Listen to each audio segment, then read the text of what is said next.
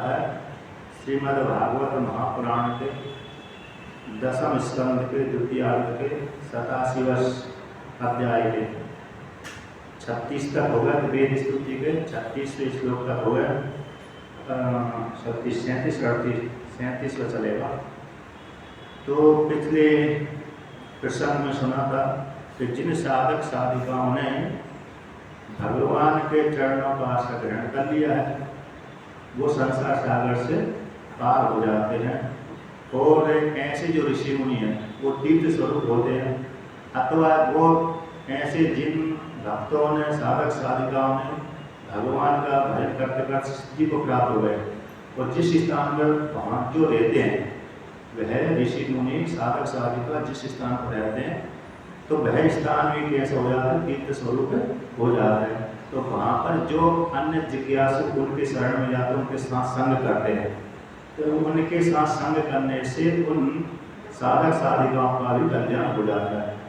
जिस तीर्थ में जाकर के साधना करते हैं तीर्थ भी पूर्ण फल को देने वाला होता है, तो जो तीर्थ स्वरूप ऋषि मुनि है वह भी प्रत्यक्ष फल को देने वाले होते हैं। जिन साधक साधिकाओं ने तीर्थों का सेवन किया है और तीर्थ में निवास करने वाले जो साधु ऋषि मुनि का संग किया है उनके साथ संग करने से वह साधक साधिका संसार सागर से पार हो जाते हैं। और फिर जिन्होंने एक बार भी संग कर लिया है वह फिर विषय भोग में आसक्त नहीं होते। जो पहले जब तक संग नहीं किया तब तो चलती रहती है गाड़ी, किंतु जब वो महापुरुषों के साथ संग कर लेते हैं तो उनको विषय भोग से वैराग्य हो जाता है। इस प्रकार से वर्णन किया। फिर वर्णन किया कि जो परमात्मा से जगत की उत्पत्ति हुई है वह जो कारण से कार्य उत्पन्न होता है तो कारण के जैसा ही होता है कि भिन्न भिन्न होता है।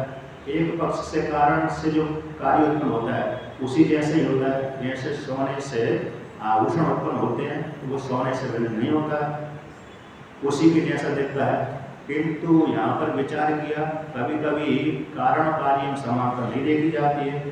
कारण कार्य यद्यपि कारण से कार्य उत्पन्न होता है सत नहीं है, किंतु जब सोने से उत्पन्न होने वाला जो आभूषण वही रूप होता है और जब नष्ट कर दिया जाता है आभूषण को तो सोने रूप हो जाता है। किंतु पिता पुत्र में ऐसा नहीं देखा जाता है और रस्सी और सर्प में ऐसा नहीं देखा जाता है और दंड से घट को फोड़ा जाए वहाँ पर नहीं देखा जाता है। रस्सी में जो सर्प उत्पन्न होता है उसमें मात्र रस्सी अकेले उपादान कारण नहीं है, दूसरा ब्रह्म भी कारण है। किंतु जहाँ भी देखा जाता है कारण तो सत्य रहता है, कार्य कैसा रहता है, अरे सत्य नहीं रहता है, कहीं कहीं मिथ्या रहता है, कहीं कहीं बाधित हो जाता है। कहीं कहीं जो कार्य है बाधित हो जाता है और कहीं कहीं जो कार्य दिखता है वो कारण से भिन्न नहीं होता। किंतु जो कारण से उत्पन्न होने वाला कार्य कहीं पर है सत्य प्रतीत होता है और कहीं मिथ्या ही हो जाता है। रस्सी में दिखने वाला जो शब्द है वो तो मिथ्या हो जाता है, किंतु घट से किंतु मृतिका से अथवा सोने से उत्पन्न होने वाला आभूषण मृतिका से उत्पन्न होने वाला घट ये बाद में कारण रूप ही दिखता है, कारण से ही, क्योंकि कारण से भिन्न नहीं रहता। किंतु रस्सी से उत्पन्न होने वाला जो शब्द है वो तो मिथ्या हो जाता है, बाधित हो जाता है। तो कारण और कार्य में कहीं कहीं समानता है, कहीं कहीं समानता नहीं है। किंतु कारण से जो कार्य उत्पन्न होता है वह एक दूसरे को निमित्त बनाकर अविद्या भ्रम को लेकर भी होता है। तो जैसे रस्सी से सर्प उत्पन्न होता है मात्र रस्सी अकेले उपादान कारण नहीं है, उसमें भ्रम भी सहायक है। तो भ्रम के द्वारा ही भ्रम और रस्सी के माध्यम से सर्प की उत्पत्ति होती है। उसी प्रकार से परमात्मा के द्वारा माया को लेकर के जगत की उत्पत्ति होती है। किंतु जैसे रस्सी से उत्पन्न होने वाला सर्प तो मिथ्या हो गया, रस्सी मिथ्या नहीं हुई, उसी प्रकार से परमात्मा से उत्पन्न होने वाला जगत तो मिथ्या है किंतु परमात्मा मिथ्या नहीं है। तो इस प्रकार से जो साधक जानता है कि परमात्मा से उत्पन्न होने वाला जगत सत्य नहीं है बल्कि परमात्मा ही सत्य है। जो ऐसे बार बार चिंतन करता है, चिंतन करते करते फिर उसको आत्म तत्व की प्राप्ति हो जाती है। अब जिन्होंने कर्म ही आसक्ति है, जिन स्त्री पुरुषों का अथवा कर्म कांडियों की तो भय तो भरे एक जन्म से दूसरे जन्म से तीसरे जन्म में जाते रहते हैं, घूमते रहते हैं। अतः जिनकी श्रद्धा कहाँ पर है? कर्म कांड में, ज्ञान में जिनकी निष्ठा नहीं है, ऐसे व्यक्ति तो फिर जन्म जन्मांतर की प्राप्ति उनको होती रहती है। तो फिर उनको भ्रम होता रहता है, इसको कर्म करेंगे तो अक्षय लोक फल की प्राप्ति होगी, इसको कर्म करेंगे तो हमको दिव्य लोक फल की प्राप्ति होगी। किंतु दिव्य लोक फल की प्राप्ति होने के पश्चात भी पुनः इनको इसी कर्म लोक में आना पड़ता है, क्योंकि कर्म जो करते हैं उससे उस कर्म के माध्यम से पुण्य फल की प्राप्ति होती है, और पुण्य फल की प्राप्ति से दिव्य लोक फल की प्राप्ति होती है। तो उत्पन्न किया है दिव्य लोक किससे? कर्म कांड के माध्यम से उत्पन्न करते हैं, और जो उत्पन्न होता है वो मरता जरूर है, इसलिए उनको जो दिव्य लोक होते हैं कुछ काल तक वहाँ पर रहते हैं, उन्हें इसी लोक में आ जाते हैं। तो जिन्होंने वेदांत का आश्रय नहीं लिया, ईश्वर परमात्मा का आश्रय नहीं लिया, कर्म में जिनकी श्रद्धा है वह तो एक योनि के बाद दूसरी योनि में जाते रहते हैं, लोक लोकांतर में गमन करते हैं। किंतु जिन्होंने वेदांत का आश्रय ले लिया है फिर उनका जन्म दोबारा के नहीं होता। इस प्रकार से वर्णन किया। अब पुनः उसी को और वर्णन करते हैं कि जो जगत हमको दिख रहा है, प्रत्यक्ष दिख रहा है, कि ये सृष्टि से पहले था अथवा नहीं था, संहार होने के बाद ये जगत रहता है अथवा नहीं रहता है, इसके ऊपर विचार है। तो इसको लेकर के वर्णन करते हैं। तो जगत जो दिख रहा है वो आपसे भिन्न अथवा नहीं, अथवा प्रतीति मात्र है। सृष्टि के पहले जगत कैसा था, संहार होने के बाद में जगत कैसा रहता है, वर्तमान काल में कैसा है, कि ये सत्य है अथवा मिथ्या है। तो इसके ऊपर इसको लेकर के निर्णय करते हैं, विचार करते हैं। तो यहाँ पर वर्णन करते हैं 37वां श्लोक कहते हैं, न यदिदमग्रयासन्न भविष्यतो नित्यनाद अनुमितिमन्तरा त्वयि विभाति विषयरसे अद्योप्यमीयते त्रिविणजाति विकल्पपदैर् विगते मनोविलास मृत्युमित्यवायन्ते बुधाः। तो यहाँ पर आपस में विचार करते हैं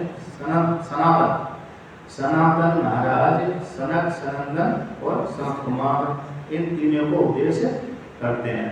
वो नारद जी भगवान को नारायण भगवान सुनाते हैं, और राजा परीक्षित को सुखदेव जी सुनाते हैं, तो सूत जी सौनक आदि ऋषियों को सुनाते हैं कि एक के भीतर एक, एक के भीतर एक, एक के भीतर एक चलता रहता है। उसने उसको सुनाया, उसने उसको सुनाया, ऐसी कहानी चलती रहती है। तो एक ज्ञान कहाँ से आया है, तो ये भी सिद्ध हो जाता है। एक ज्ञान क्या आपने अपने मन में रचना की है कि कहीं से लिया है। तो एक ईशावास्योपनिषद की श्रुति है, इति सुश्रम धीराणाम एकस्तद व्याचक्षरे, कि जो हमारा जो ज्ञान आया है ऐसी कपोल कल्पना है, कपोल और गान बजाना, तो कपोल कल्पना वाला ही ज्ञान नहीं है, बल्कि परंपरा से आया हुआ है। कहाँ से आया? नारायण से आया है। नारायण के पुत्र ब्रह्मा जी के पुत्र सनत कुमार आदि हुए, उनसे आया हुआ है। तो कोई इसलिए जो सनातन ज्ञान है परंपरा के द्वारा प्राप्त हुआ है, कपोल कल्पना वाला ज्ञान नहीं है। इसलिए विश्वास करने की योग्य है, इसको धारण करने की योग्य है, जिससे हमारा कल्याण हो जाएगा। जो कपोल कल्पना वाला ज्ञान होता है उसको धारण करने से कल्याण नहीं होता।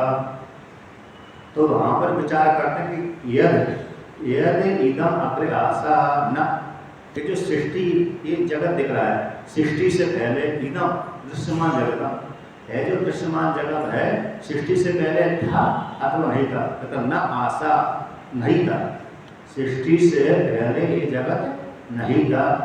वर्तमान काल में दिख रहा है, किंतु जब सृष्टि का संहार हो जाएगा तो ना भविष्य दे अतो निधन, जब निधन कर देंगे, इसका नाश कर देंगे, जैसे घट को फोड़ देंगे, घट को फूट गया, फूटने के पश्चात घट क्या रहेगा अथवा नहीं रहेगा।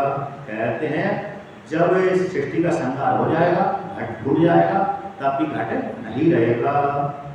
जैसे सृष्टि से पहले ये जगत नहीं था, उसी प्रकार से जब सृष्टि का संहार कर देंगे परमात्मा, उस काल में भी जगत नहीं, भविष्य में फिर नहीं रहेगा। सृष्टि का संहार कर देने के पश्चात जगत नहीं रहेगा। तो बीच में कैसे दिख रहा है कि बीच में भी उसी प्रकार से जान लेना चाहिए।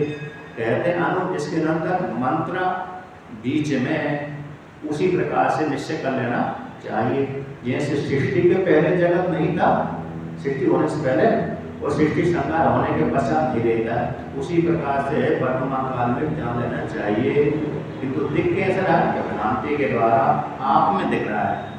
कहते हैं त्वयि विभाति मृषा एक रस से, आप परमात्मा जो एक रस स्वरूप है, ज्ञान स्वरूप है, आनंद स्वरूप है, जो एक से दूसरा होता ही नहीं है, एक से दूसरा होता ही नहीं, ऐसे परमात्मा में, आप परमात्मा में एक जगत दिख रहा है, तो भ्रांति को लेकर दिख रहा है, मृषा ही है। इस प्रकार से जान लेना चाहिए। जैसे घट की मृतिका से घट उत्पन्न होता है, तो उत्पत्ति से पहले घट नहीं था, और फिर उत्पन्न हुआ, फिर संहार हुआ, संहार होने के बाद भी घट नहीं रहता। उसी प्रकार से बीच में भी जान लेना चाहिए। यानी घट की उत्पत्ति से पहले मृतिका में कारण रूप से तो था, लेकिन कार्य रूप से घट नहीं था। तो उत्पत्ति से पहले घट नहीं था, और संहार होने के बाद घट फूटने के बाद घट नहीं रहता। तो बीच में उसी प्रकार से जान लेना चाहिए, घट नहीं है। तो क्या है? मृतिका ही मृतिका है, मृतिका ही मृतिका है। उसी प्रकार से परमात्मा से जो जगत उत्पन्न हुआ, तो सृष्टि से पहले जगत नहीं था, सृष्टि के संहार होने के बाद भी नहीं रहता है, और वर्तमान काल में भी नहीं है। इस प्रकार से चिंतन करना चाहिए। आपने मांडू कारिका सुनी होगी, मांडू कारिका में उसमें बहुत अच्छा सुंदर श्लोक आता है, आदा बनते चैन नास्ति वर्तमाने भी तत्तथा विदिता सदृशा संतो अविदिता एव लक्षिता। तो आदि में जगत नहीं था, सृष्टि से पहले जगत नहीं था। आदा बनते, आदो बनते, आदा बनते चैन नास्ति, आदि में है जो जगत दिख रहा है, आदि में नहीं था, अंत में भी नहीं रहता है। तो वर्तमान में भी तत्तथा, उसी प्रकार से वर्तमान काल में भी जान लेना चाहिए। विदिता सदृशा संता, तथा भाव जिससे निकल गया, विदिता बोलते हैं तथा, यथा तथा है यथार्थ भाव, जिससे निकल गया, तो बोलते हैं विदत है मिथ्या, जिससे यथार्थ सार निकल गया, भाव निकल गया, ऐसे जो विदत है। विदिता सदृशो संतो अविदिता इव लक्षिता, सत्य के जैसा प्रतीत हो रहा है तो मिथ्या, लेकिन सत्य के जैसा प्रतीत हो रहा है। किस कारण से सत्य के जैसा प्रतीत हो रहा है? अधिष्ठान की सत्ता को लेकर के। रस्सी में जो सर्प दिखता है, रस्सी सर्प क्यों दिख रहा है? कि अधिष्ठान सत्ता है, अधिष्ठान की सत्ता से ही रस्सी में सर्प सत्सा भाषित हो रहा है। अधिष्ठान रस्सी को हटा दो, अधिष्ठान रस्सी को जब हटा देंगे सर्प नहीं देखेगा स्वतंत्र रूप से। उसी प्रकार से मृतिका की सत्ता के कारण ही घट दिख रहा है। मृतिका में जो अधिष्ठान है वो सत्ता घट को न प्रदान करे तो घट दिखे ही न। जैसे ही घट से मृतिका हटा लेते हैं, उसी काल में घट दिखना बंद हो जाता है। उसी अधिष्ठान सत्ता को लेकर के घट दिखता है, अधिष्ठान सत्ता रूप मृतिका को लेकर के घट दिखता है। उसी प्रकार से परमात्मा की सत्ता को लेकर के ही जगत प्रतीत सत्य प्रतीत हो रहा है, वास्तव में सत्य नहीं है। जैसे लौकिक उदाहरण है, जब तक जागृत अवस्था में हम विचार करते हैं तो सत्य सब प्रतीत हो रहा है, सत्य हो रहा है, सत्य जानते हैं। स्वप्न अवस्था में गए तो वहां भी जगत सत्य दिखता है। जितने काल तक हमने स्वप्न देखा, जितने काल तक देखा वो स्वप्न हमारे उस काल में मिथ्या नहीं होता, उस काल में मिथ्या लगता ही नहीं है उस काल में। और जैसे ही स्वप्न को देख करके जागृत में आए अथवा सुषुप्ति में गए, सुषुप्ति में समय में नहीं यहाँ तक गए नहीं गए, लेकिन जैसे जागृत में आएंगे उसी काल में मालूम पड़ जाएगा कि जो मैं देख रहा था वो सत्य नहीं था। स्वयं सिद्ध कर देता है साधक, जिसने स्वप्न देखा है वही स्वयं सिद्ध कर देता है कि स्वप्न सत्य नहीं था। तो प्रतिदिन ईश्वर हमको उपदेश करता है, किसके माध्यम से? दृष्टांत के द्वारा समझाता है, प्रतिदिन समझाता है कि देखो जो तुम स्वप्न है देख रहे हो, स्वप्न में जो जगत देखा है वो सत्य नहीं है। उसी प्रकार से जागृत का जगत भी सत्य नहीं है। तुम समझ जाओ, जान लो, विचार कर लो। जिसने विचार कर लिया तो पार हो जाता है। तो जिसने विचार नहीं किया बार बार देखने के पश्चात भी वो पार नहीं हो पाता, क्योंकि प्रतिदिन उपदेश करता है परमात्मा, प्रतिदिन करता है। हम प्रतिदिन स्वप्न देखते हैं, ऐसा नहीं कि 10 महीने के बाद, 1 साल के बाद, 1000 साल, 100 साल के बाद, 50 साल के बाद हम स्वप्न देखते हो, ऐसी बात तो नहीं है, प्रतिदिन देखते हैं। तो प्रतिदिन ईश्वर हमको उपदेश करता है, स्वप्न के माध्यम से कराता है, करता है, कराता है। तो देखो स्वप्न जो देख रहे थे, स्वप्न में जगत सत्य नहीं है, उसी प्रकार से जागृत का जगत भी सत्य नहीं है। इसको जान करके, स्वप्न के जगत को जान करके जागृत के जगत को भी जान लीजिए। तो दोनों प्रकार का जगत सत्य नहीं रहता है। तो कौन सत्य रहता है? जैसे आप स्वप्न में थे, जैसे जागृत अवस्था में, उसी प्रकार से आप स्वप्न में भी आप भी रहते हैं, क्योंकि जो जागृत अवस्था को देखता है वही व्यक्ति स्वप्न को देखता है, और जिसने स्वप्न को देखा वही व्यक्ति जागृत को देख रहा है, और वही व्यक्ति स्वप्न और जागृत को देख करके सुषुप्ति में गया हुआ है। तो जागृत को देखने वाला भी वही है, स्वप्न को देखने वाला भी वही है, और सुषुप्ति को देखने वाला भी वही है। सुषुप्ति को वहां पर देखा था, अनुभव किया था, किंतु बताने के साथ नहीं थे वहां पर। जागृत अवस्था में व्यक्ति बताता है, क्योंकि वहां पर साधन नहीं थे। बताने के लिए साधन होते तो भाई बता देता, जान लेता। लेकिन श्रुति कहती है हम सुगम स्वापसम न विरचित अविदिशम, मैं अच्छी प्रकार सोया था किंतु कुछ नहीं जाना था। इसलिए कुछ नहीं जाना था, उस कारण में अविद्या को उसने प्रकाशन कर दिया। सुखपूर्वक सोया, क्योंकि स्वरूप उसका सुख वाला, इसलिए विवरणकार 3 वृत्ति मानते हैं अविद्या में। अविद्या की 3 वृत्ति होती है सुषुप्ति में, शोकाकार, स्वरूपाकार, अज्ञानाकार। लेकिन इतनी सूक्ष्म होती है कि समझ नहीं आती। भाई अविद्या की वृत्ति स्वप्न अवस्था में आकर के मन के साथ जुड़ जाती है, भाई वृत्ति स्वप्न के माध्यम से जागृत में जुड़ जाती है, तो ज्ञान हो जाता है। यहाँ अच्छी प्रकाश में सोगा, वहाँ पर अनुभूति करेंगे, यहाँ पर स्मरण किया, क्योंकि स्मृति तभी बनती है जब पूर्व में अनुभव किया हो। या स्मृति साथ अनुभव पूर्व का व्याप्ति है कि जो भी स्मृति बनते हैं वो अनुभव पूर्वक होती है। जैसे आप कभी काशी गए होंगे, मथुरा गए होंगे, अथवा हरिद्वार ऋषिकेश गए होंगे, तो जो वहाँ पर गए थे वहाँ पर जाकर के आपने गंगा में स्नान किया, काशी विश्वनाथ के दर्शन किया, मणिकर्णेश्वर महादेव के दर्शन किए, और किसके किए? काल भैरव के, विशालाक्षी माता के, ये प्रधान है। वहाँ पर काशी में जाने के पश्चात सबसे पहले मणिकर्ण का घाट विश्वनाथ, मणिकर्णेश्वर शिवलिंग के दर्शन, काशी विश्वनाथ के दर्शन, और काल भैरव के दर्शन, और विशालाक्षी माता के दर्शन, एक प्रधान अनिवार्य है। इनके दर्शन करने से महत्वपूर्ण फल की प्राप्ति होती है, बहुत महत्व है यहाँ पर। मणिकर्ण का घाट स्नान करके मणिकर्णेश्वर शिवलिंग के दर्शन, अभय संन्यास आश्रम शिवलिंग है, वो भगवान विष्णु ने उसकी स्थापना करी थी, वो सतयुग का शिवलिंग है। वहीं पर सुदर्शन चक्र हमको प्राप्त हुआ था। काशी विश्वनाथ के दर्शन, अच्छा वहाँ पर काशी विश्वनाथ मंदिर के पास में एक ज्ञानवापी तीर्थ है। कहते हैं जो कोई व्यक्ति उस ज्ञानवापी तीर्थ का जल का पान करता है, उसके पान करने से व्यक्ति को ज्ञान की योग्यता, ज्ञानी हो जाता है। ज्ञान हो जाता है, ज्ञान की योग्यता पाई जाती है। हम भी उसका जल पान करते थे जब काशी में रहते थे। विश्वनाथ के दर्शन करना, उस कूप के पास में जाना, ब्राह्मण देते रहते हैं, उनसे जल ले लेते थे। लेकिन चैटामन के रूप में देते हैं अभी भी, लेकिन पहले कूप लोटा भर कर देते, उसका पान खूब किया, महात्मा उसका बड़ा महिमा है। तो इस प्रकार से काशी विश्वनाथ का दर्शन, काल भैरव का दर्शन, और विशालाक्षी मां शक्तिपीठ है। हरिद्वार में, यहाँ पर हरिद्वार में गए तो कनखल में दक्षेश्वर महादेव और 2 पर्वत के ऊपर देवियाँ हैं, है ना, और एक पर्वत के नीचे भी है बिल्वकेश्वर महादेव, जहाँ पर सती माता ने भगवान शिव जी को पति रूप से ग्रहण करने की आराधना करी थी। रेलवे लाइन से पीछे है और पर्वत के नीचे है, वहाँ पर बहुत अच्छा शिवलिंग है।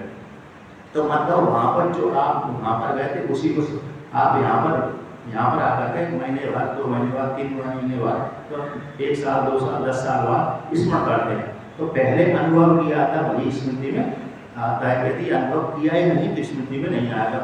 इसलिए हमने जागृत को देखने वाला वही है, स्वप्न को भी देखने वाला वही है, और सुषुप्ति को देखने वाला वही है, और समाधि में जाने वाला भी वही है। किंतु कहते जागृत का बाद स्वप्न हो जाता है, स्वप्न के बाद सुषुप्ति हो जाता है, सुषुप्ति का बाद समाधि हो जाता है। जागृत में जब आता है तब स्वप्न सुषुप्ति समाधि नहीं रहती। समाधि में तो ज्ञान स्वरूप रहता है, समाधि में तो साधक चेतन जीवात्मा है, ज्ञान स्वरूप ही रहता है। तो जागृत में आया, स्वप्न और सुषुप्ति का बात कर दिया, स्वप्न में गया जागृत अवस्था और सुषुप्ति का बात कर दिया, सुषुप्ति में गया तो जागृत अवस्था स्वप्न का बाद गया, समाधि में गया तो जागृत अवस्था स्वप्न अवस्था सुषुप्ति का बाद कर दिया। किंतु इन्हीं चारों जगह वो चेतन आत्मा का बाद नहीं हुआ। चारों अवस्थाओं का तो बाद हो गया, एक दूसरे में नहीं है, किंतु चेतन का बाद नहीं हुआ। इस प्रकार से हम चेतन कैसे हो गए, साक्षी हो गए। हमारा तो बाद नहीं हुआ, हमने तीनों अवस्था का बाद कर दिया, जागृत का बाद कर दिया, स्वप्न का बाद कर दिया, सुषुप्ति में बात कर दिया। बात करना मतलब जागृत में आते हैं तो स्वप्न और जागृत सुषुप्ति नहीं रहती हमारी, क्योंकि हमने उस काल नहीं है। स्वप्न में गए तो जागृत में भी नहीं रहती, सुषुप्ति नहीं रहती, सुषुप्ति गए तो जागृत भी नहीं रहती, स्वप्न में नहीं रहती, समाधि में नहीं रहती। समाधि में गए तो ये तीनों अवस्था नहीं रहती। जब पुनः यहाँ पर आए तो तीनों को बाधित हो गई, किंतु हमारा बाद नहीं होता। हम तो साक्षी बन करके सत्ता रूप से विद्यमान हैं। इस प्रकार से अब दूसरा उदाहरण है, जैसे आप मकान यहाँ पर रह रहे हैं, आपने एक मकान बनाया, उस मकान में 3 कमरे बना लिए, 4 कमरे बना लिए, तो भोजनशाला में गए आप रसोईया कहलाए, है कि नहीं? और विद्यालय और विद्या वाले कमरे में गए तो अध्यापक कहलाए, और दूसरे वाले में गए कमरे, तीसरे वाले कमरे में उस नाम वाले हो गए, मंत्रणा वाले कमरे में गए तो मंत्री कहलाए। लेकिन आपका नाम तो परिवर्तन हो गया, आप परिवर्तन नहीं हो। उस कमरे में जाने से आप उस नाम वाले हो गए, संज्ञा वाले हो गए, दूसरे कमरे में जाने से दूसरी संज्ञा वाले हो गए, तीसरे कमरे में जाने से आप तीसरी संज्ञा वाले हो गए, और चौथे कमरे में गए तो उस संज्ञा वाले हो गए। किंतु आप तो एक ही है, नाम अकेला बदला हुआ।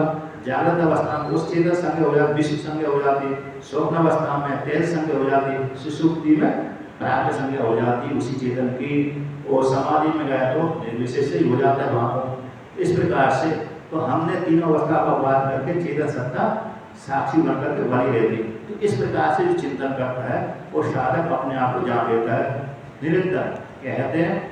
इसलिए वो जगत जो है, ये जगत तो उसी परमात्मा में, मुझ चेतन में, इस परमात्मा में, मुझ चेतन परमात्मा में ही मिथ्या रूप से भाषित हो रहा है। मेरी सत्ता को लेकर के भाषित हो रहा है, आप परमात्मा की सत्ता को लेकर के मिथ्या रूप से दिख रहा है, वास्तव में सत्य नहीं है। इस प्रकार से चिंतन करना चाहिए। कहते हैं अतुपमीयते द्रवण जाति विकल्प पथे वितते मनो विलासम ऋतम इति अभियंति अबुधा।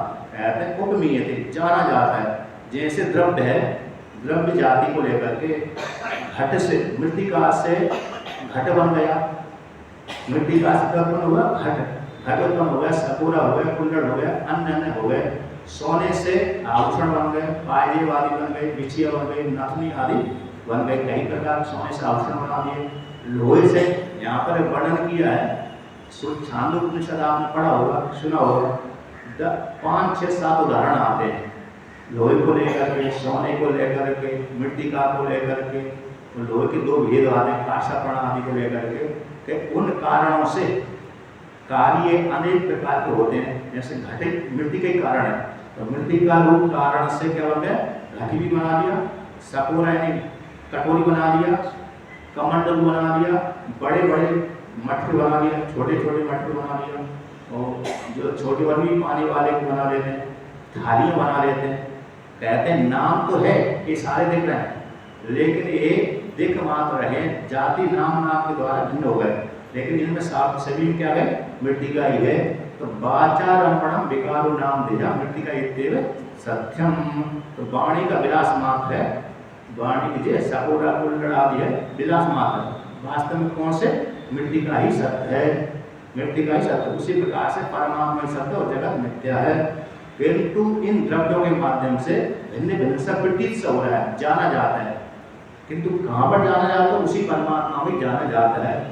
जो परमात्मा से जगत उत्पन्न हुआ है उसकी सत्ता को लेकर सत्य प्रतीत होता है। कहते हैं किनको सत्य प्रतीत होता है, विदत यद्यपि ये मिथ्या है, कैसे मनोविलास है, मन का विलास मात्र है, मन का एक जगह कैसे विलास मात्र है, यानी मृतिका का विलास मात्र क्या हो गया, घट सकुड़ा कुंडल आदि है। उसी प्रकार से जगत भी मन का विलास मात्र है। उस जगत जो मन का विलास मात्र जगत है, उस जगत को अज्ञानी लोग सत्य मानते हैं। यहाँ पर वर्णन के इति हृतम इति अवयंती अवधा, जो अज्ञानी है वो अज्ञानी क्या मानते हैं, इस घट इस जगत को सत्य मानते हैं, वास्तव में सत्य नहीं है।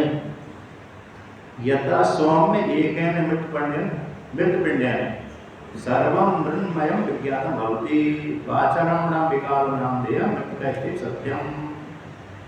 तो ऐसे ये श्रुति यहाँ पर उदाहरण दिए हैं। तो जिस प्रकार से एक पिंड के द्वारा, एक मिट्टी का पिंड के द्वारा सारे मिट्टी के पदार्थों को जान लिया जाता है। व्यक्ति सारे संसार को जानने के लिए तो नहीं जा सकता। सारे ब्रह्मांड को कोई कहे कि मैं पूरे ब्रह्मांड को एक साथ जान लूँ, यहाँ से जाकर के दूसरे देश में जाकर के जान सकूँ, तो ऐसा संभव ही नहीं है। इतना बड़ा ब्रह्मांड है, वो कार्य रूप से कभी भी नहीं जान सकता। पूरे ब्रह्मांड को कैसे जान सकता है, कारण रूप से जान सकता है।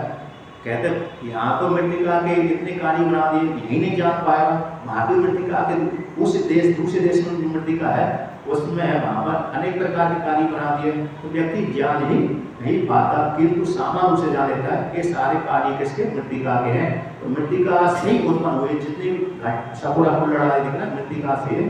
तो मृतिका के जान लेने से सारे मृतिका के द्वारा उत्पन्न होने वाले कार्य को भी जान लिया जाता है।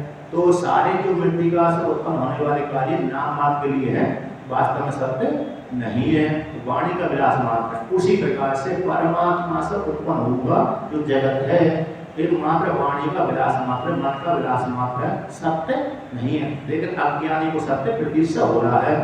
और सत्य कौन है, आप परमात्मा ही है। जैसे मृतिका सत्य है, उसी प्रकार से आप भी सत्य है ना। जैसे सकोड़ा को लड़ानी मिथ्या है, लेकिन मृतिका सत्य है, उसी प्रकार से जगत कैसा है, सब प्रतीत मात्र हो रहा, सत्य नहीं है, बल्कि आप ही सत्य हैं। मन एव मनुष्याणाम कारणम बंध मोक्षयो बंधाय विषय सक्तम विमुक्तय निर्विषय विस्मृतम इति। ये शाक्ताय उपनिषद की श्रुति है, शाक्ताय उपनिषद की। तो मन एव मनुष्याणाम, मन ने स्वीकार कर लिया तो बंधन हो गया, मन ने स्वीकार कर लिया तो मोक्ष हो गया। मन ही बंधन और मोक्ष में कारण है। जब व्यक्ति का मन शुद्ध हो जाता है तो मोक्ष हो जाता है, जब व्यक्ति का मन कलमश से हो जाता है तो बंधन वाला हो जाता है। इसलिए जितना भी जगत दिख रहा है मन का विलास मात्र है। परमात्मा ने माया को लेकर उत्पन्न किया, उपाधि को लेकर उत्पन्न किया, और उपाधि होती मिथ्या, सत्य नहीं होती। जो सृष्टि करने वाला है वही सत्य है, तो परमात्मा ही सत्य है, जगत सारा मिथ्या है। किंतु ये जगत कैसे अज्ञानी को सत्य सा प्रतीत होता है। तो इस प्रकार से यहाँ पर वर्णन किया। अब यहाँ पर एक अगले श्लोक के द्वारा वर्णन करते हैं कि यदि जगत है सत्य नहीं है, मिथ्या है, फिर जीव ईश्वर का भेद क्यों है।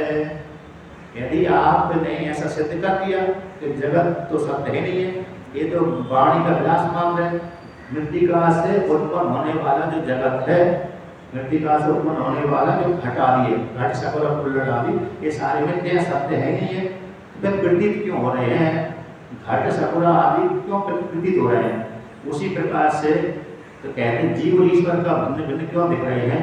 यदि आप कहते हैं परमात्मा से उत्पन्न होने वाला जगत सत्य नहीं है, मात्र परमात्मा ही है, यदि आप ऐसा कहते हैं तो जीव अलग है, ईश्वर अलग है, ब्रह्म अलग है, ये क्यों प्रतीत हो रहे हैं। एक श्रुति आती है, कौन सी आती है, द्वया सुपर्णा सयुजा सखाया समानम वृक्षम परिशस्य जाते तयोरन्ना विप्लम स्वादवती अनस्नानंदो अभिचार सीते समाने वृक्षे पुरुषो निमग्ने अनिश्चया सोचति मुह्यमाना दृष्टम यदा पश्यति अन्यमीशम महिमानम इति विशोका। ये मुंडकोपनिषद की श्रुति है। कहते द्वया सुपर्णा सयुजा सखाया, दो सुंदर पंख वाले, द्वया सुपर्णा सयुजा सखाया, सखा दोनों मित्र हैं और सुंदर पंख वाले हैं, और एक ही वृक्ष पे रहते हैं, और वृक्ष की जो एक शाखा उसी में रहते हैं, एक शाखा पे बैठे रहते हैं, एक ही वृक्ष पर रहते हैं।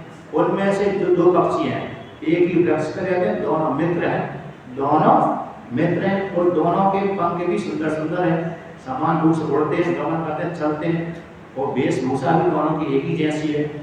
किंतु वो एक ही वृक्ष पे रहते हैं, एक ही वृक्ष पे रहते हैं, किंतु कहते हैं दोनों में से एक पक्षी तो है अपने मधुर फल को खाता, मीठे मीठे मधुर फल को खाता है, तो दूसरा मात्र देखता है, दूसरा खाता नहीं है, देखता है। एक देखने वाला है और एक खाने वाला है। खाने वाले को ज़्यादा आनंद आ रहा है कि देखने वाले को आ रहा है? तो यहाँ पर तो देखने वाले को ज़्यादा आनंद आ रहा है, खाने वाले को नहीं आ रहा। तो खाने वाला दुखी हो रहा है, खाने वाला तो कैसे हो रहा है? दुखी हो रहा है। श्रुति ने दो की कल्पना कर दी कि हमारे शरीर के भीतर दो है का, हमारे शरीर के भीतर क्या तो कहीं जीव और ईश्वर, क्योंकि एक ही वृक्ष पे बैठे हुए हैं, हृदय रूप गुहा एक है, उसमें एक ही वृक्ष है, हृदय रूप गुहा रूप वृक्ष एक ही है, उसमें जीव की श्रुति कल्पना कर रही है और उसी में ईश्वर की भी कल्पना कर रही है। एक ही डाल पर एक शाखा का दोनों चेतन भी है, उसी श्रुति उसी मुंडक सामान्य वृक्ष पुरुषों निमग्न, एक ही वृक्ष पे एक पुरुष निमग्न है। अनिशया सोचती मुह्यमान है, जो अनिश है ईश नहीं है, सोचती मुह्यमान चिंताओं से ग्रसित है, पत्नी को लेकर के, पुत्र को लेकर के, पति को लेकर के, माता को, पुत्र को, धन को लेकर चिंता है। अनिशया सोचती मुह्यमान जुष्टम यदि पश्यति अन्यमिषम, कहते वही जीवात्मा जिस काल में ईश्वर का सेवन कर लेता है, जुष्टम पश्यति अन्यमिषम, जुष्टम यदि पश्यति अन्यमिषम, अन्य की महिमा को, ईश्वर की महिमा को जान लेते हैं तो महिमा होगा तो सारे शोकों से पार हो जाता है। जिस काल में उस जीवात्मा ने ईश्वर का भजन कर लिया, उसी काल में सारे शोकों से पार हो जाता है। नहीं तो ईश्वर का भजन नहीं किया, ईश्वर का भजन नहीं किया तो शोकों से पार नहीं होता, चिंताओं से ग्रसित रहता है। चिंता को लेकर के आदि चिंता चिंता समायुक्ता बिंदु मात्र विशेषता, चिंता चिंता जैसे निर्जीव, चिंता जैसे निर्जीव और चिंता जैसे सजीव। चिंता और चिंता दोनों समान, लेकिन एक ही बिंदु का भेद है। किंतु जो चिंता होती है निर्जीव को जलाती है और चिंता तो सजीव को जलाती है। चिंता तो उसी को जलाती है जिसमें प्राण निकल गए, है ना, और एक बार ले गए शमशान घाटी पे ले गए तो जला देते। किंतु चिंता है व्यक्ति जब से चालू हो गई, जब से उसके घर में बैठ गई अथवा मन में बैठ गई, चिंता जिस स्त्री के घर में यानी मन में अथवा पुरुष के मन में जिस दिन से बैठ गई उसी दिन से जलाना चालू कर दी। जब तक वो निकलेगी नहीं तब तक जलाती रहती है। धन कहाँ से आएगा, अरे मेरा भविष्य में जीवन कैसा होगा, है ना, वृद्धावस्था में मेरा क्या होगा, कोई मेरी सेवा करेगा तो नहीं करेगा, तो धन के बिना मेरा क्या होगा, मेरा पति कैसा होगा, मेरी पत्नी कैसे होगी, मेरी माता का क्या होगा, मेरे पिता का क्या होगा, मेरे पुत्र का क्या होगा, मेरी पुत्री का क्या होगा, नौकरी नहीं लग रही तो मेरा क्या होगा, ऐसा नहीं, अभी वर्तमान काल में नौकरी नहीं लग रही तो क्या होगा। ये सारी चिंता सताती रहती हैं। एक चिंता करते करते जिसकी ज़्यादा चिंता हो जाती है वो तो कृषि हो जाता है, जिसको ज़्यादा मोटा भी होगा व्यक्ति और चिंता जिसने प्रवेश कर गई जिसके शरीर में मोटे से पतला ही हो जाता है। आपने देखा होगा, कहीं विचार कर देखा होगा, मोटा ही पतला हो जाते हैं। और क्यों? क्योंकि भोजन उसका लगता ही नहीं, शरीर रस करना बंद हो जाता है। जिसके शरीर में ज़्यादा चिंता हो गई वो भोजन तो खाता है लेकिन वो भोजन रस नहीं प्रदान करता, रस लगता ही नहीं था। जब रस नहीं लगा तो सीधा सीधा चिंता कारण जटा तेज हो गई, सीधा निकल जाता है बिना रस के, इसलिए शरीर कृष्ण हो जाता है चिंता वाले का। तो यहाँ पर कहते दो, जब ईश्वर का भजन कर लिया तो वो सारी चिंताओं से मुक्त हो जाता है। क्या शरीर के भीतर दो है करना एक ही है, लेकिन जब तक अविद्या से युक्त है तब जीव संज्ञा हो गई उसी की। जब उसने अपने आप को जान दिया अरे मेरे मैं तो चेतन स्वरूप है, तभी उस काल में ईश्वर स्वरूप हो जाता है। तभी कैसे हो जाता है, वही शरीर के भीतर ईश्वर बन जाता है। जब तक जीवात्मा को अविद्या से है तब तक जीव और ईश्वर मानता है, वही जीव है। वही जीव अपने को शुद्ध रूप से चिंतन करने लगता है तो वही जीव हो जाता है, उसी शरीर के भीतर वही ईश्वर हो जाता है। जो जागते तेज जनाए जानत जानत तुम्हें हो जाए, है क्या नहीं, ब्रह्म के ब्रह्मैव भवति। इस प्रकार से उसी को लेकर के यहाँ पर वर्णन करते हैं। सहायति जया त्वजाम अरुसरित गुणासजुषन् भजति स्वरूपतां तदनुगतुमपेत भगः त्वमुता जहासितां अहिरिवा त्वचमाप्ते भगो महसि महीयसेष्ट गुणिते परिमेय भगः। तो यहाँ पर वर्णन करते हैं कि जो जीव ईश्वर की कल्पना कर दी। अच्छा, इस भागवत में पुरंजन आख्यान आपने सुना होगा। पुरंजन आख्यान इसी मुंडक उपनिषद की 2 श्रुतियों का व्याख्यान है। मुंडक उपनिषद की जो 2 श्रुतियां हैं, द्वया सपर्णा शरीर सकाया और सामान्य व्यक्ति पुरुषो निवर्तने। द्वया सपर्णा शरीर सकाया समानम व्यक्षम परिसस्सु जाते तयोरन्ना प्रत्यम स्वादवस्ति अनस्नानंदो अभिशासिति। एक श्रुति हो गई सामान्य व्यक्ति पुरुषो निवर्तने अनिशया सोचति मह्यमानम जुष्टम यदा पश्यति अन्यम ईशान ईशम महिमानम इति विदिशोका। ये 2 श्रुतियां मुंडक उपनिषद की। इन्हीं 2 श्रुतियों का व्याख्यान पुरंजन आख्यान के नाम से भागवत में आते हैं कई अध्यायों के द्वारा।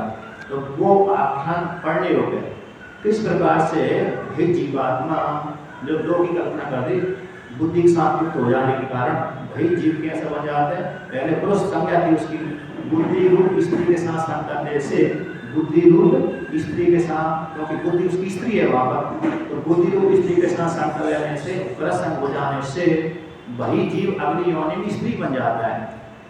वही जीव जो पहले पुरुष था लेकिन बुद्धि रूप स्त्री के साथ संकलन से अंत में स्त्री की याद आते आते आते वही पुरुष को या अगली योनि उसको स्त्री योनि की प्राप्ति होती है। अब वही फिर अगली योनि में स्त्री बन करके किसी राजा के साथ उसका विवाह होता है। फिर वो राजा के पुत्र, उसी राजा के पुत्र मर जाते हैं तो अपने पुत्रों को लेकर वही स्त्री दुखी होती है। तब उसको उसका जो मित्र था ज्ञान करा देता है। तो पहले कभी देखा हम दोनों मित्र थे, वहां से कैलाश मानसरोवर से घूमते आए, तुमने एक स्त्री के साथ संग किया, उसकी मैंने मना किया था इसके साथ मत करो, किंतु फंस गए। बाद में वही स्त्री को लेकर तुमको मोह होगा, अगली योनि तुमको स्त्री की प्राप्त हो गई। वही क्या तुमने उस पुराने मित्र को पहचाना, तो ऐसा उद्देश्य किया तो जान गया। फिर पुनः वही स्त्री बन गया था, वो छूट गया, पुनः जीवात्मा बन गया तो जीव अपने स्वरूप को जान लिया था। तो संग का असर हो गया। तो वहां पर क्या हो गया, संग के असर से संग के माध्यम से उसको स्त्री योनि, पुरुष योनि, पशु योनि, पक्षी योनि प्राप्त हो गई। संग संग है, प्रधानता क्या हो गई संग की। तो संग से व्यक्ति स्त्री भी बन जाता है, वही पुरुष वही स्त्री पुरुष भी बन जाती है। मरते समय जैसा चिंतन करेंगे, यदि मरते समय स्त्री पुरुष का चिंतन करेंगे तो अगले जन्म में वो पुरुष ही बन रहा है उसको, और पुरुष भी अगली मरते समय स्त्री का चिंतन करेगा तो अगली जन्म उसका स्त्री होगा। एक बार मैंने एक महाराज जी से प्रश्न किया था, तो क्या कोई पुरुष हमेशा पुरुष ही बना रहता है अथवा स्त्री बनता है, अथवा स्त्री हमेशा ही स्त्री बनी रहती है अथवा पुरुष बना रहता है? तो ऐसा मैंने प्रश्न किया मेरे गुरुजी से, तो उन्होंने उत्तर दिया प्रवचन के माध्यम से। तो कहा मैं एक बार हिमालय में घूम रहा था, तो एक वहाँ पर मैंने एक साध्वी को देखा, शायद अभी शरीर छूट गया। वो गंगोत्री में शिव पर रहती थी, तपोवन में रहती थी। तपोवन वाली माता बंगाल की थी, वो बंगाल से वहाँ से चली थी, वहाँ जाकर रही। तो उसको देखा, अब मैंने जाकर उसको देखा, स्त्री थी, जवान, उस काल युवा भी थी वो। तो मैंने पूछा उससे तो तुम यहाँ पर अकेली स्त्री होकर के हिमालय क्षेत्र में कैसे आ गई यहाँ पर, जबकि तुम तो किसी पति के साथ होना चाहिए, पुत्रों के माता पिता के साथ होना चाहिए, तुम यहाँ पर कैसे आ गई? तो यहाँ पर अकेली निर्जन है, क्योंकि चारों तरफ बराबर ही बराबर है, खाने का ठिकाना नहीं है, पहनने का ठिकाना नहीं है, ओढ़ने का ठिकाना नहीं है, समस्या ऐसा है, तो यहाँ कैसे आ गई? तो उन्होंने उसने उत्तर दिया, महाराज जब मैं पैदा हुई बंगाल में कलकत्ता में, तो पैदा होने के पश्चात विद्यालय में गई, उस कारण मेरे को विचार आता था मैं हिमालय में जाकर के तपस्या करूंगी, हिमालय में जाकर तपस्या करूंगी, ये विचार आता था। तो विद्यालय में पढ़ा, कॉलेज पढ़ा, मेरे पिता वालों घर वालों ने विवाह की चर्चा करने लगे। उसी समय मेरे को डर लग गया कि मेरे को हिमालय में जाकर तपस्या करना, ये मन में ख्याल सब विचार आते रहते थे। तो जैसे ही उन्होंने कहा विवाह करना है अपनी कन्या का, उसी काल में घर छोड़कर भाग गई। वृंदावन में आए, तो वृंदावन कुछ दिन रही और यहाँ पर मेरी समस्या होने लगी, तो वहाँ से छोड़ा मैंने, हरिद्वार में गई। हरिद्वार में समस्या हो गई क्योंकि यहाँ पर पुरुष है, यहाँ पर स्त्री। कभी कभी स्त्रियों को रहने की जगह नहीं मिलती, साध्वी को घर जीवन वाले को मिल जाती है, पति पत्नी साथ गए तो आश्रम में रहने को मिल जाती है, लेकिन स्वतंत्र स्त्रियाँ जो शादी बन के गई तो उनकी समस्या हो जाती है। फिर वहाँ भी मेरे हरिद्वार में समस्या हुई, वृंदावन में समस्या हुई, ऋषिकेश की समस्या हुई, तो वहाँ से ऊपर चलती मैं गंगोत्री में आ गई। तो गंगोत्री में कुछ काल रही, इसके बाद गंगोत्री से ऊपर गोमुख से ऊपर तपोवन में जाकर तपस्या करी। तो मेरे हमेशा याद आता रहता था कि मैं हिमालय में जाकर तपस्या करूँगी, हिमालय में जाकर तपस्या करूँगी। तो महाराज जी ने उत्तर दिया कि कभी किसी काल विशेष में ये यहाँ पर रह करके साधु तपस्या करता था, यहाँ पर रह करके साधु क्या करता था, तपस्या करता था, किंतु अंतिम क्षण में कोई वृत्ति ऐसी बन गई, स्त्री का रूप चिंतन हो गया, तो वही अगले जन्म में स्त्री की योनि में चला गया, वही साधु। तो पुनः इसलिए पूर्व की साधना प्रबल थी, इसलिए विवाह होने से पहले घर छोड़ दिया और पुनः हिमालय में आकर तपस्या करी। सिद्ध माता कहलाई हो, उसका आश्रम नीचे भी है, गंगोत्री से थोड़ा नीचे भी है, उसके आश्रम में भी रुका था। ऊपर जहाँ पर कुछ कर रहती थी गंगोत्री के ऊपर, वहाँ पर तो 2-3 गुफा बनी हुई है पत्थर की, तो वहाँ पर में हम घूमने गए थे। तो मतलब क्या है, जैसा समय किया व्यक्ति ने, चाहे वो स्त्री हो चाहे पुरुष हो, तो मरते समय जिसका चिंतन किया, स्त्री चिंतन करेगी पुरुष का तो पुरुष ही बनना है उसको, पुरुष ने चिंतन किया स्त्री का अभी योनि उसका फिर बनना है, स्त्री बनना है तो पुरुष ही बनना है। इस प्रकार उस संग असर हो गया। उसी प्रकार से जीवात्मा ने, जो पुरंदर नामक जीवात्मा था, उसने बुद्धि के साथ संग किया और बुद्धि उसकी स्त्री थी, अगली योनि स्त्री बन गई। पुनः उसके मित्र ने उपदेश किया तो अपने स्वरूप को जान लिया। उसी प्रकार से यहाँ पर तो कहते हैं जो जीवात्मा है, सा यदि अजया त्वाम, कहते तू अजाम अनुसहिता, जो जीवात्मा अजा के द्वारा, आप परमात्मा की माया शक्ति के द्वारा, परमात्मा शक्ति माया है, उस माया के द्वारा ये जगत का निर्माण हुआ। उपाधि को लेकर परमात्मा ने, ईश्वर ने इस माध्यम से, किस श्रुति के द्वारा, क्षण चक्र, इस श्रुति के माध्यम से परमात्मा ने जगत का सृजन किया। अनेक दूसरी श्रुति है तस्मात् वा एतस्मात् आत्मा का संभूता, इस श्रुति के द्वारा सृष्टि करी परमात्मा ने। और या तो वही मानी भूतानि जायन्ते, इस श्रुति के द्वारा परमात्मा ने सृष्टि करी माया को लेकर के। जब माया को लेकर के परमात्मा ने सृष्टि कर दी है ना, अब परमात्मा पंचभूतों का निर्माण कर दिया, पंचभूतों के द्वारा लिंग शरीर का निर्माण कर दिया, फिर स्थूल शरीर का निर्माण कर दिया, इसमें जीव को प्रवेश कर गया। लोग ईश्वर ही प्रवेश किया है, लेकिन प्रवेश करने के पश्चात भाई ईश्वर जीव संज्ञा हो गई, भाई उस जीव ने इसी लिंग शरीर के साथ आसक्ति हो गई, स्थूल शरीर के साथ आसक्ति हुई, रूप में आसक्ति हो गई, नाम में आसक्ति हो गई और रूप में आसक्ति हो गई। व्यक्ति की यही तो आसक्ति होती है, नाम और रूप में।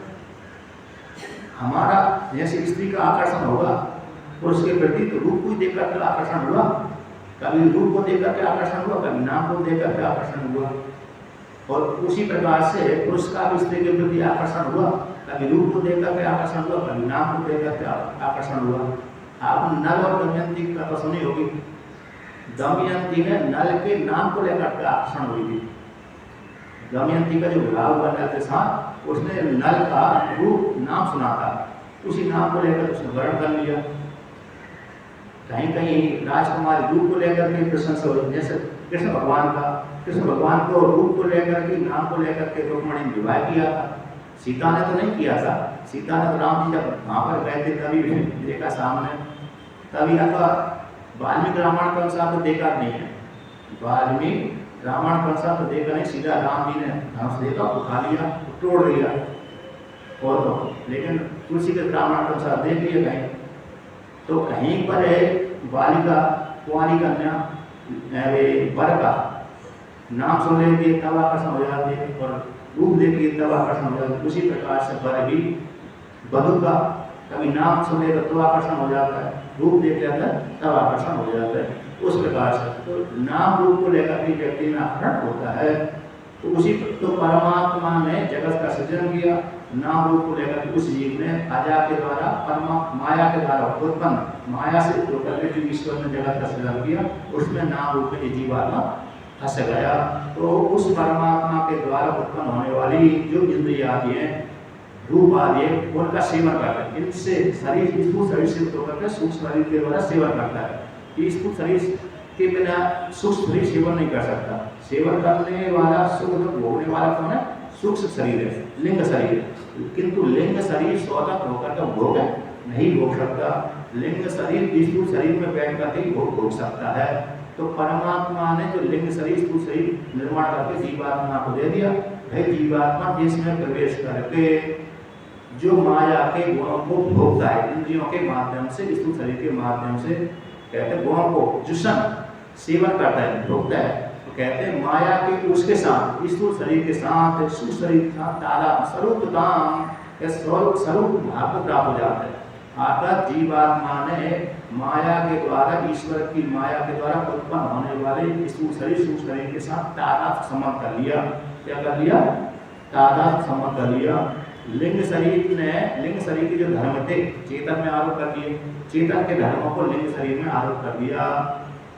बुद्धि चेतन बन गई और जो जीवात्मा चेतन था अपने कर्ता भोक्ता, सुखी दुखी, जलने वाला मरने वाला मान ली, अन्योन्य अध्यास हो गया। एक दूसरे का अध्यास हो गया।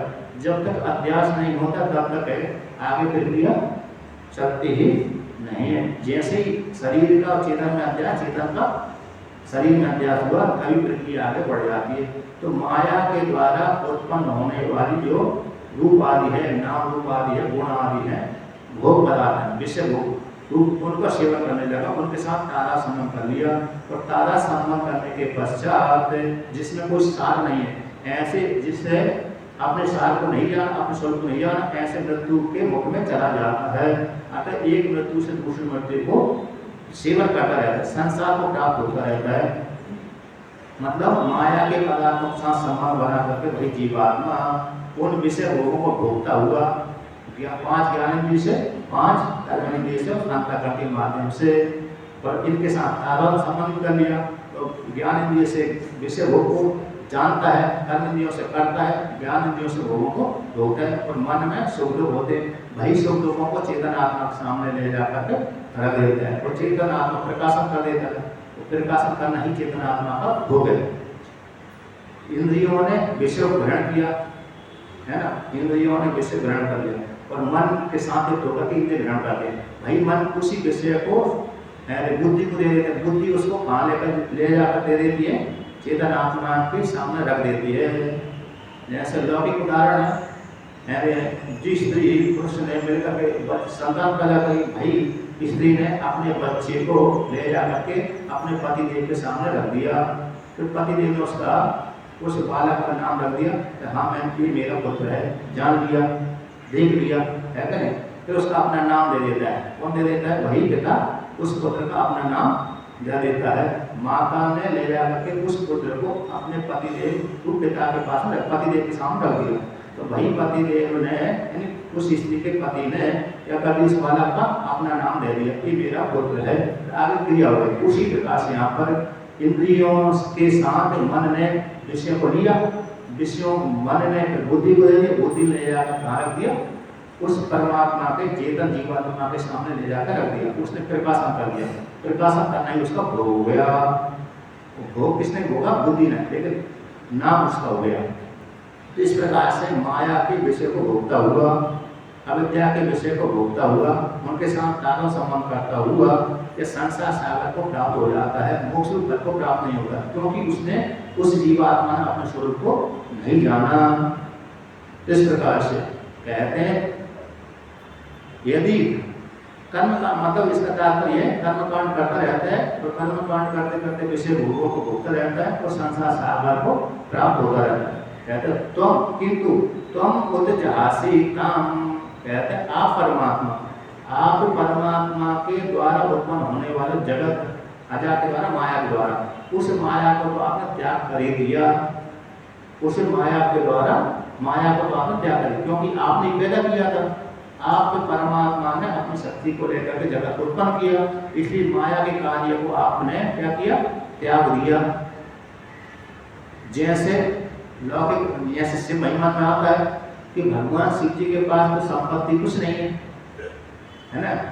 एक बैल है, खाट का पाया है, त्रिशूल है, और खाने के लिए विष आदि है, भोजन भी नहीं है, आटा दाल चावल भी नहीं है, खाने के लिए कौन सा विष है। किंतु जो भक्त उनकी उपासना करते हैं, किंतु जो भक्त उनकी उपासना करते हैं, उनको तो विभूति मात्र से ऐश्वर्य, षड ऐश्वर्य है ना, आठों सिद्धियां दे देते हैं। किंतु भाई आठों सिद्धियों से ऐश्वर्य से भगवान शिव जी कैसे होते हैं, विस्तृत नहीं होते। आप उसको तो उन्होंने तृण के समान, तुच्छ के समान जाना, तभी तो उनको भोग नहीं भोगते उनसे। उसी प्रकार से आप परमात्मा ने जो आपकी अजा के द्वारा विषय भोग उत्पन्न किए, उनको आप त्याग देते, उनको ग्रहण नहीं करते। जैसे लौकिक उदाहरण दिया है कि अहिरिवत त्वचाम, अहिर जैसे सर्प अपनी केसली को त्याग देता है। सर्प ने अपनी केसली को अपने शरीर से निकाला, किससे निकाला, अपने शरीर से निकालकर अलग कर देता, फिर उस पर उस केसली के ऊपर सर्प का मोह नहीं लेता।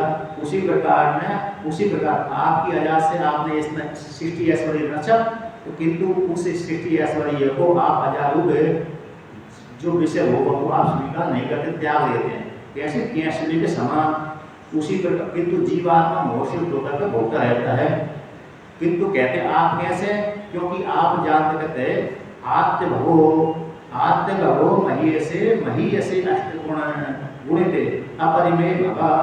आप तो अपरिमेय भग वाले हैं, आप जिसका ऐश्वर्य कभी समाप्त नहीं होता है, महान ऐश्वर्य वाले। ऐसे आप महान ऐश्वर्य से होकर के आप में आठों सिद्धियां विद्यमान हैं। इस प्रकार से आप विराजित होते हैं। कैसे हो जाते हैं, महान ऐश्वर्य से संपन्न है और आठों गुणों से, अणिमा लघिमा गरिमा आदि जो आठ ऐश्वर्य उनसे होते हैं। ऐसे उनसे नित्य कहते हैं आत्मभो का अर्थ किया उन्होंने नित्य प्राप्त ऐश्वर्य। आप परमात्मा कैसे नित्य प्राप्त ऐश्वर्य वाले, ऐसे परमात्मा इन उस माया के द्वारा रचित जगत भोगों से आसक्त नहीं होता। आता सभी का ऐश्वर्य तो नष्ट हो जाता है। ऐसा हो जाता है सभी का जो ऐश्वर्य है जीवों का, और तो कभी कभी नष्ट हो जाता है, किंतु परमात्मा के ऐश्वर्य कभी ऐसा नष्ट नहीं होता। परमात्मा ऐसा भोग वाला है, ऐश्वर्य वाला है, नित्य ऐश्वर्य वाला है। आत्मभव यहाँ पर भग शब्द आया, नित्य प्राप्त ऐश्वर्य वाला है।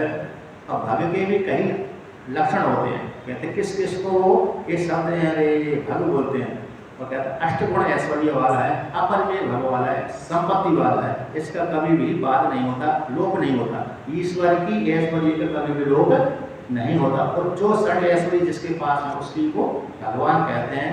यहाँ पर उसके लक्षण आते हैं और कहते हैं परमात्मा के पास में जो कौन सी सिद्धियाँ आती हैं, एक श्लोक में पुराणों में आता है, वर्णन आता है, यहाँ भी शिव पुराण में आता है, भागवत में आता है, अन्य पुराणों में भी आता है। अणिमा लघिमा प्राप्ति प्राकंप महिमा तथा ईशित्वम वत्सित्वम च ततः कामः वसायिता। अणिमा है, लघिमा है, प्राप्ति है, प्राकंप महिमा है। कितने पांच हो गए, ईशित्व हो गई, वसित्व हो गई। ईशन शासन करना, वसित्व करना, बस में करना, तो काम वसी काम अब सहिता आता अपनी इच्छा के अनुसार काम करना, उसकी काम में कोई रुकावट नहीं आती। ये आठ ऐश्वर्य है। तो ये आठ ऐश्वर्यों को अणिमादि जो आठ सिद्धियां हैं ये ईश्वर में हमेशा विद्यमान रहती हैं। अन्यों की तो सिद्धियां कुंठित हो जाती हैं, अन्यों की जो आठ सिद्धियां हैं कुंठित हो जाती है। जैसे केनोपनिषद में देवताओं की जो सिद्धियां थी, केनोपनिषद में तो देवताओं ने, इंद्र अग्नि देवता ने, वायु देवता ने तृण को उड़ा नहीं पाया, जला नहीं पाया, तो उसका ऐश्वर्य तो भंग हो गया। किंतु ईश्वर का कभी ऐश्वर्य भंग नहीं होता। जैसे कृष्ण भगवान के सामने जो भी बड़ा बड़ा युद्ध आया, सभी को क्या कर दिया, पराजित कर दिया।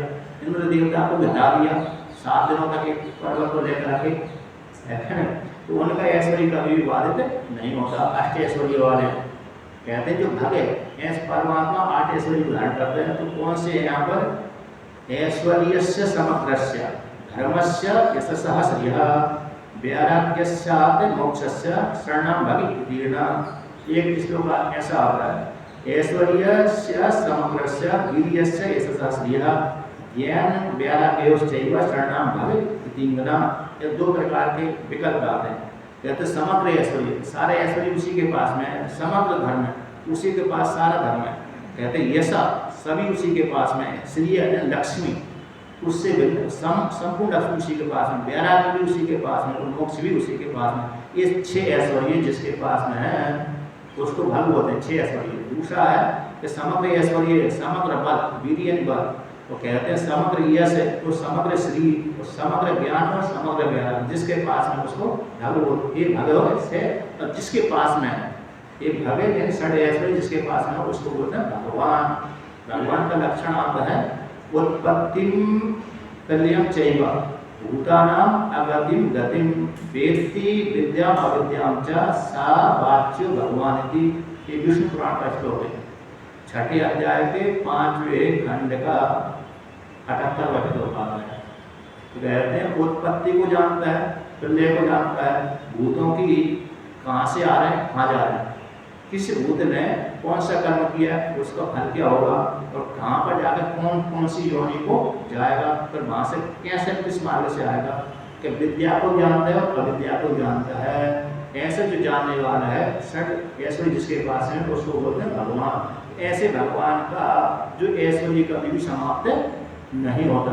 अन्य जो साधक साधिका है, ब्रह्मा जी है अथवा हिरण्यगर्भ छोड़ो, ब्रह्मा जी है, देवता आदि है ना, ब्रह्मा जी देवता आदि है, इनका ऐश्वर्य कैसे हो जाता है, कुंठित हो जाता है। जैसे आपने शिव पुराण में अथवा शिव महिमा स्त्रोत में जब ब्रह्मा जी और विष्णु भगवान झगड़ा कर रहे थे, ब्रह्मा जी और विष्णु भगवान जब झगड़ा कर रहे थे तो उन दोनों के झगड़ा को शांत करने के लिए भगवान शिव जी लिंग के रूप में प्रकट हो गए। अब विष्णु भगवान ने और ब्रह्मा जी कहा हम तो दो झगड़ा कर रहे थे, तीसरा कहाँ से आ गया बीच में। तो दो के बीच में तीसरा आ जाता ठीक नहीं लगता ना, दो के बीच में तीसरा नहीं आना चाहिए, बुरा लगता है। दो आपस में चर्चा कर रहे हैं, तीसरा टपक आ जाओ, टपकना बोलते ना, बिना बात टपक जाते हैं तो बीच में आ जाते हैं, अवरोध पैदा कर देता, खराब लगता है दोनों को कि हम बीच में चर्चा अच्छी कर रहे थे या तो खराब कर रहे थे, जो भी ये तीसरा आ गया इसने अवरोध पैदा कर दिया। तो उन्होंने भाई कहाँ से तीसरा आ गया, चलो इसका आदि ब्रह्म देखते हैं। तो ब्रह्मा जी कहा ठीक है मैं ऊपर जाता हूँ, बोल विष्णु भगवान ने कहा मैं नीचे जाता हूँ। तो ऊपर ब्रह्मा जी गए तो इसका पता ही नहीं लगा पाए, नीचे विष्णु गए तो पता ही नहीं लगा पाए, तो लौट करके जहाँ से गए थे वहीं पर आ गए। वहाँ पर तो जिससे पुराण के अनुसार कहेंगे तो ब्रह्मा जी ने झूठ बोल दिया, उनका एक गला काट दिया। लेकिन शिव महिमा के अनुसार कहेंगे किसी कल्प में गला नहीं काटा, उस कल्प में किसी दूसरे कल्प में गला काटा था।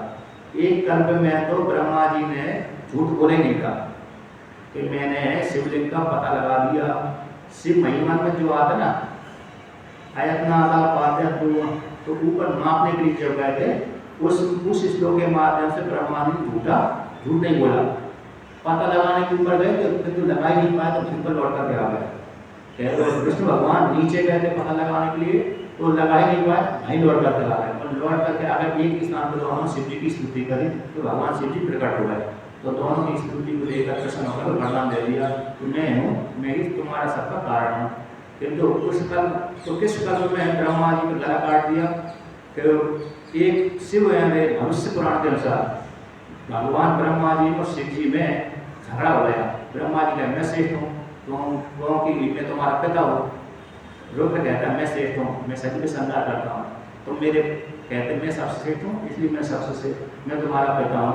ब्रह्मा जी कहते नहीं तो मेरे क्रोध से पैदा हुई थी, तुम मेरे पुत्र हो, है ना।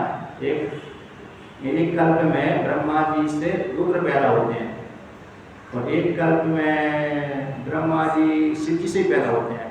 कल्प देखो, ब्रह्मा जी विष्णु से पैदा होते हैं, विष्णु शिव जी से पैदा होते हैं, शिव जी ब्रह्मा जी से पैदा होते हैं। कौन किससे पैदा हुआ?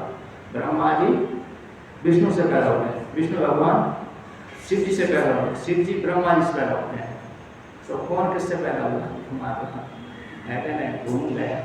तो कहते शिव पुराण के अनुसार कहेंगे तो ब्रह्मा जी को उत्पन्न करने वाले शिव जी हैं, विष्णु भगवान को उत्पन्न करने वाले भी शिव जी हैं शिव पुराण के अनुसार। तो कहते हैं भविष्य पुराण के अनुसार कहते हैं कि ब्रह्मा जी कहते तो मेरे पुत्र हो इसलिए तुम छोटे हो। रुद्र कहता है कि नहीं मैं श्रेष्ठ हूँ, सभी का संहार करता हूँ, मैं तुमको इस प्रकार से वहाँ पर वर्णन किया। जब दोनों झगड़ा तेज हो गया, नहीं माने, हमसे तो भगवान शिव जी रुद्र ने अपने नाखून बढ़ा लिए, तो नाखून बढ़ा कर उनके गले पर मार दिया यहाँ। तो उसी नाखून से शिव जी ब्रह्मा जी के गले कट गया। भविष्य पुराण घटना है।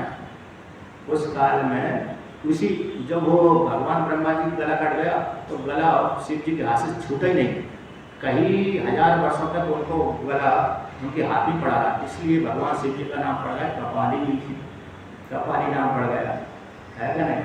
काश कहीं एक कल्प में काशी में जाकर छोटा, एक कल्प में नर्मदा किनारे एक भेड़ा घाट है, तो भेड़ा घाट के थोड़े आगे ऊपर जाकर फिर मांडेश्वर महादेव वहाँ पर जाकर छूटा।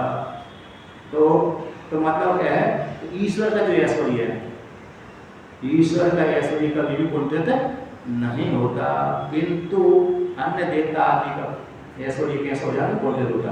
किंतु ब्रह्मा विष्णु महेश का कोई भेद नहीं है, क्या नहीं। कामना के ब्रह्मा छोटे हैं, विष्णु बड़े हैं, विष्णु बड़े हैं, छोटे हैं, शिव जी बड़े हैं, शिव जी बड़े हैं, तो अन्य छोटे हैं, ऐसा नहीं। अत्रि मुनि ने एक बार उपासना करी ईश्वर के दर्शन करने के लिए, ओमकार की साधना करी, तो ओमकार की साधना करी तो उन्होंने कहा था मैं ईश्वर का दर्शन करना चाहता हूँ। ब्रह्मा विष्णु महेश को तो मैंने देख ही लिया, मैं तो मुख्य ईश्वर के दर्शन करना चाहता हूँ। तो उन्होंने कहा ठीक करने लगे। एक कल्प में चित्रकूट में किया, एक कल्प में उत्तराखंड में जो है गोपेश्वर, तो उसके ऊपर अंसुई आश्रम है, वहाँ पर साधना करी। एक कल्प में साधना कर रहे थे, साधना करते समय ब्रह्मा जी दर्शन देने आए। तो ब्रह्मा जी कहा कि मैंने तो आपको प्रणाम बुलाया नहीं, मैं तो ईश्वर की उपासना कर रहा हूँ, आपकी जरूरत नहीं है। ब्रह्मा जी चले गए। फिर साधना करें तो विष्णु भगवान आ गए दर्शन करने के लिए, स्वागत सत्कार किया कि आपको तो मैं चाहता नहीं था, तो आपकी तो आराधना नहीं करी, मैं तो ईश्वर को दर्शन करना चाहता हूँ। तो चले गए। विष्णु शिव जी आए, वो दर्शन दिया, तो आप प्रणाम आदि किया कि आपको तो मैं उपासना नहीं कर रहा, मैं तो ईश्वर का दर्शन करना चाहता हूँ। तो वो चले गए। फिर कुछ काल के बाद फिर तीनों मिलकर के आए, अथवा एक ही काल में तीनों आ गए, एक ही काल में तीनों आ गए। तो अत्रि मुनि ने देखा कि ये तो ब्रह्मा विष्णु महेश आ गए, एक काल में भिन्न भिन्न करके आए और एक काल में तीनों एक साथ ही आ गए। तो उनको तीनों को प्रणाम किया। तो प्रणाम करने के पश्चात अत्रि मुनि ने कहा आप किस प्रयोजन से आए मेरे पास? आप तो क्यों आ गए? मैंने तो आपको बुलाया नहीं। अच्छा आए हैं तो क्या कोई कार्य करवाना है मेरे से, कोई कार्य प्रयोजन सिद्ध करना है क्या? क्योंकि नियम है प्रयोजन बिना मंदो बिना प्रवर्तते, यदि आपसे मेरा कोई प्रयोजन है तो बताइए। तो कहा नहीं आपने हमको बुलाया है, आपको आप नहीं हमारी तो आराधना कर रहे हैं। मैं तो आप तीनों देवताओं ने ब्रह्मा विष्णु महेश ने कहा कि हे अत्रि मुनि आप हमारी आराधना कर रहे हैं, इसलिए हम आपको दर्शन देने के लिए आए, वरदान देने के लिए आए। अत्रि मुनि कहा मैं तो आपकी आराधना नहीं कर रहा, मैं तो आपकी आराधना नहीं कर रहा, मैं तो ईश्वर की आराधना कर रहा हूँ, मैं तो ईश्वर के दर्शन करना चाहता हूँ। आपको तो मैं पहले से देखा, एक तो मैं आपको पुत्र ही हूँ, ब्रह्मा जी का तो मैं पुत्र ही हूँ, है क्या नहीं। विष्णु भगवान को कई बार देगा, शिव जी को कई बार देगा, पिता को देखे गई पुत्र, पिता को तो देखे गई, क्योंकि उत्पन्न होने के बाद तुरंत ही बात पिता मरा नहीं है, इसलिए तो पिता को बात देखते ही रहता है। जब तक माता नहीं पुत्र तब तक पिता को देखता रहता है। इसलिए आप तीनों को मैं बार बार कई बार देखा है, किंतु मैंने तो आपकी आराधना नहीं करी, तो मैं तो ईश्वर की आराधना कर रहा हूँ, उसके दर्शन करना चाहता हूँ। तो तीनों का कहा कि अरे भाई हम तीनों ही ईश्वर हैं, हम तीनों ही कैसे हैं? ईश्वर। जिस मंत्र का तुम साधना कर रहे हो ओंकार का, उस ओंकार में हम तीनों अनुसूत हैं, उस ओंकार में हम कौन है? तीनों गिरते हैं। जैसे माला धागा में माला पिरोई जाती है, धागा में तंतु में धागा में माला एक एक दाने पिरोई जाती है, उसी प्रकार से ओंकार में हम तीनों जुड़े हुए हैं। अब ओंकार के तीन शब्द तीन है, अकार उकार मकार। अकार ब्रह्मा, उकार विष्णु और मकार रुद्र, तीनों को मिलाकर ओंकार हो गया। ओंकार की जो उपासना करेगा वो उस ओंकार की उपासना के माध्यम से ब्रह्मा विष्णु महेश ही जाएंगे, तीनों को मिलाकर एक ईश्वर हो गया। भाई तीनों ईश्वर ही जब संहार कर देते हैं सब जगत का, ईश्वर रूप हो जाता है, अंतर्यामी बन जाता है। भाई जगत का जब संहार हो जाता है, सारे जीवों का भोग समाप्त हो जाता है, भाई ब्रह्मा विष्णु और महेश तीनों ही अंतर्यामी रूप में परिणत हो जाते हैं। जब सृष्टि हो जाती है तो भाई ईश्वर ब्रह्मा विष्णु महेश बन जाता है। इसलिए ओंकार के द्वारा हम तीनों ही आते हैं, इसलिए हम ही ईश्वर है। तुम शंका मत करो, फिर इससे तीनों से कोई दूसरा ईश्वर हो, ऐसी बात नहीं, हम ही ईश्वर हैं। तो फिर समाधान उनका हुआ। तो दर्शन दे करके चले गए, उन्होंने तपस्या मांगा, तपस्या का फल मिल गया और छोड़ दिया। फिर अपने घर अपनी पत्नी के पास में आए होंगे, मतलब जीवन व्यतीत किया। तो ईश्वर, तो जो ईश्वर है ब्रह्मा विष्णु महेश में कोई बड़ा नहीं है, कोई छोटा नहीं, तीनों एक ही है। लेकिन उपाधि को लेकर तीन भेद कर दिए, सृष्टि के लिए, पालन करने के लिए, संहार करने के लिए। जो भक्त कमजोर है वो भेद बुद्धि कर लेते हैं, जिन्होंने तात्पर्य रूप से नहीं पढ़ा, थोड़ी पुराणों कथा नहीं सुनी अथवा वेदांत को अच्छी प्रकार से नहीं पढ़ा, तो वो तो ब्रह्मा विष्णु महेश में भेद कर सकते हैं। किंतु जिसने वेदांत को पढ़ा है, वो पुराणों की कुछ कथा है, इस प्रकार की कथा सुनी है, तो कल वो भेद नहीं कर सकता। तो इस प्रकार से आज का पाठ पूरा हुआ, आगे का पाठ अलग भी बताएं। और